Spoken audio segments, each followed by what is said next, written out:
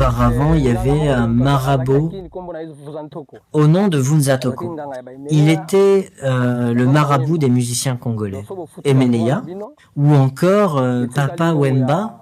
Le principe pour partir en Europe, c'était de venir voir ce marabout, payer tous les droits qu'il demandait, et il ne restait que l'argent pour le transport.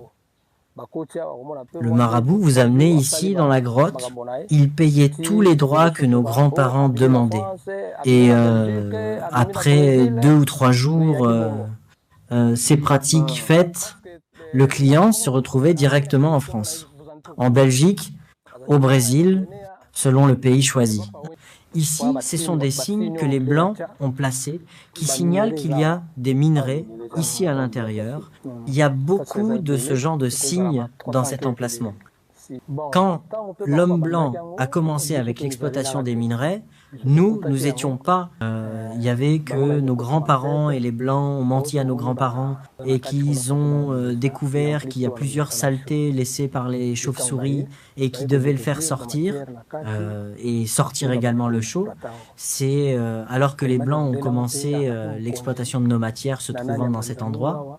Et tellement que cet homme blanc était un dirigeant ici à Manzangungu et presque tous les sites touristiques étaient entre ses mains, quand cet homme blanc est parti, il avait laissé un catalogue qui signale que ses enfants et sa famille peuvent continuer à venir exploiter ce que leur papa a laissé. Ils le font à travers une compagnie, mais nous, dans notre génération, nous avons été contre cela et nous avons demandé qu'ils arrêtent avec l'exploitation de nos ressources.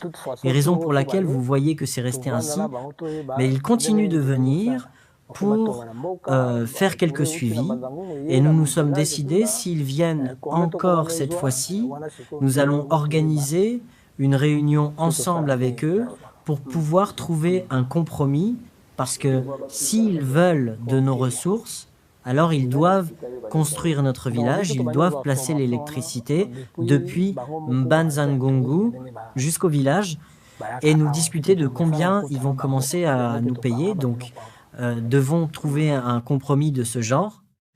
Pour comprendre ces dessins, nous avons réussi des formations de la part des agents de tourisme, vu que nous sommes habitués à nous rencontrer avec eux. Voilà, ici c'est le stalactite, donc cette pierre grandit grâce à l'eau. Le goût qui provient de là en haut, il s'agit du mélange de l'eau et du calcaire. Alors quand ça coule, et ça donnait des gouttes comme vous voyez, l'eau coule et le calcaire fait grandir la pierre. Il y avait un ancêtre qui pouvait se transformer en lion, pas pour attaquer les humains, mais pour les guider, pour montrer le chemin, surtout aux visiteurs qui connaissaient pas la route. Il fallait suivre la route que montrait le lion. S'il n'empruntait pas un chemin, personne ne passait par là. Il y avait aussi beaucoup d'autres grands-parents qui se transformaient en animaux sauvages. Mais depuis que l'église kimbanguiste de Simon Kimbangu a pris la grotte en charge, il n'y a plus ce phénomène. L'État ne place pas son attention sur cette grotte, raison pour laquelle même l'État s'est dégradé. L'État ne veut que de l'argent, mais ne construit rien pour sa population. Nous patientons, car il y a un ministre qui nous avait promis qu'il viendrait arranger la route.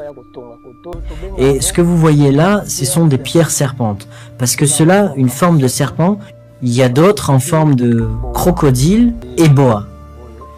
Ici, vous voyez le serpent. Le boa est là, bas devant, c'est naturel. Ici, comme vous pouvez voir, c'est en forme de crocodile. Et là, à côté boa, tout a été créé de manière naturelle. Ces traces de pieds, ce sont des étudiants venus de Kinshasa qui étaient venus pour visiter cet endroit. Il s'agissait des étudiants de l'UNPP à Kinshasa.